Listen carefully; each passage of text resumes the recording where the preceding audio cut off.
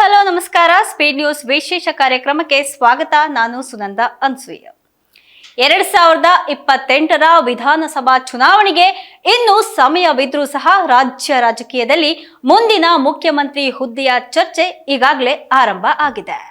CM DKShi ಹಾಗೆ ಕೇಂದ್ರ ಸಚಿವ ಕುಮಾರಸ್ವಾಮಿ ನಡುವಿನ ರಾಜಕೀಯ ಪೈಪೋಟಿ ಮತ್ತೆ ಮುನ್ನೆಲೆಗೆ ಬಂದಿದೆ. ಒಕ್ಕಲಿಗ ಮತ ಬ್ಯಾಂಕ್ ಮೇಲೆ ಹಿಡಿತ ಸಾಧಿಸೋದಕ್ಕೆ ಇಬ್ಬರು ನಾಯಕರು ಪ್ರತ್ಯೇಕ ತಂತ್ರಗಳನ್ನ ರೂಪಿಸ್ತಾ ಇದ್ದು, ಹಳೆ ಮೈಸೂರು ಭಾಗದಲ್ಲಿ ರಾಜಕೀಯ ಚಟುವಟಿಕೆಗಳು ಜೋರಾಗಿ ನಡೀತಾ ಇದೆ. ಈ ಕುರಿತಾದಂತಹ ಒಂದು ವರದಿ ಇಲ್ಲಿದೆ ನೋಡಿ. 2028 ಟಾರ್ಗೆಟ್ ಒಕ್ಕಲಿಗ ಮತ ಬ್ಯಾಂಕ್ ಮೇಲೆ ಡಿಕೆ ಕಣ್ಣು.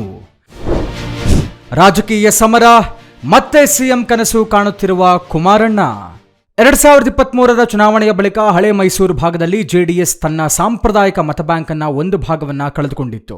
ಮಂಡ್ಯ, ರಾಮನಗರ, ಮೈಸೂರು, ಹಾಸನ, ತುಮಕೂರು ಭಾಗಗಳಲ್ಲಿ ಕಾಂಗ್ರೆಸ್ ಪ್ರಾಬಲ್ಯ ಹೆಚ್ಚಾದ ಹಿನ್ನೆಲೆಯಲ್ಲಿ ಇದೀಗ ಪಕ್ಷವನ್ನು ಮತ್ತೆ ಬಲಪಡಿಸಲು ಕುಮಾರಸ್ವಾಮಿ ಮತ್ತು ದೇವೇಗೌಡ ಕುಟುಂಬ ಸಂಘಟನೆಗೆ ಒತ್ತು ನೀಡುತ್ತಿದೆ. ಜಿಲ್ಲಾ ಮಟ್ಟದ ಸಭೆಗಳು, ಕಾರ್ಯಕರ್ತರ ಸಮಾವೇಶಗಳು ಹಾಗೂ ಸಮುದಾಯ ಆಧಾರಿತ ರಾಜಕೀಯ ಮೂಲಕ ಜೆಡಿಎಸ್ ಪುನಶ್ಚೇತನಕ್ಕೆ ಮುಂದಾಗಿದೆ. ಇನ್ನೊಂದೆಡೆ ಕಾಂಗ್ರೆಸ್ ಕೂಡ ಹಳೆ ಮೈಸೂರು ಭಾಗವನ್ನು ತನ್ನ ಭದ್ರಕೋಟೆಯನ್ನಾಗಿಸಲು ಪ್ರಯತ್ನಿಸ್ತಾ ಇದೆ. ಸಿಎಂ ಡಿಕೆ ಶಿವಕುಮಾರ್ ನೇತೃತ್ವದಲ್ಲಿ ಅಭಿವೃದ್ಧಿ ಯೋಜನೆಗಳು, ನೀರಾವರಿ ಯೋಜನೆಗಳು ಹಾಗೂ ಒಕ್ಕಲಿಗ ಸಮುದಾಯದ ಪ್ರಮುಖ ಮುಖಂಡರನ್ನು ಪಕ್ಷದತ್ತ ಸೆಳೆಯುವ ಕೆಲಸ ನಡೀತಾ ಇದೆ. ಪೆನ್ ಮತ್ತು ಪೇಪರ್ ಕೊಡಿ, ನಾನು ಮಾಡಿದ ಅಭಿವೃದ್ಧಿ ಕೆಲಸಗಳನ್ನು ಬರೆದುಕೊಡುತ್ತೇನೆ ಎಂಬ ಸಿಎಂ ಹೇಳಿಕೆ ಕೂಡ ಆಡಳಿತದ ಸಾಧನೆಗಳನ್ನು ಚುನಾವಣಾ ಅಸ್ತ್ರವನ್ನಾಗಿಸುವ ಸೂಚನೆ ನೀಡಿದೆ. ರಾಜಕೀಯದ ಕೇಂದ್ರ ಬಿಂದುವಾದ ಹಳೆ ಮೈಸೂರು ಭಾಗ. ಮೈತ್ರಿ ಮುಂದುವರೆದ್ರೆ ಎಚ್ಡಿಕೆಗೆ ಕೇಂದ್ರ ಸರ್ಕಾರ ಬೆಂಬಲ.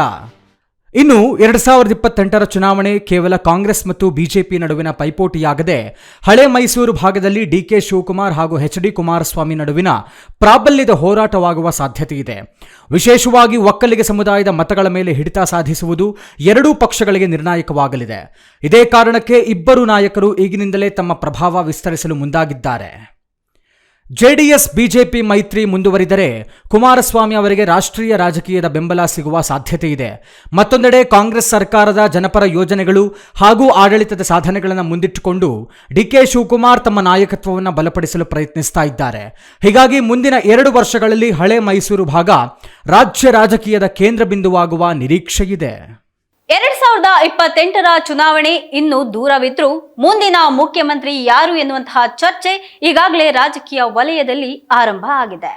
ಹಳೆ ಮೈಸೂರು ಭಾಗದ ಒಕ್ಕಲಿಗ ಮತ ಬ್ಯಾಂಕ್, ಜೆಡಿಎಸ್ ಪುನಶ್ಚೇತನದ ಪ್ರಯತ್ನ ಹಾಗೆ ಕಾಂಗ್ರೆಸ್ನ ವಿಸ್ತರಣಾ ತಂತ್ರಗಳ ನಡುವೆ ಡಿಕೆ ಶಿವಕುಮಾರ್ ಹಾಗೆ ಎಚ್ಡಿ ಕುಮಾರಸ್ವಾಮಿ ನಡುವಿನ ರಾಜಕೀಯ ಪೈಪೋಟಿ ಮುಂದಿನ ದಿನಗಳಲ್ಲಿ ಇನ್ನಷ್ಟು ತೀವ್ರಗೊಳ್ಳುವಂತಹ ಸಾಧ್ಯತೆ ಕೂಡ ಕಾಣ್ತಾ ಇದೆ.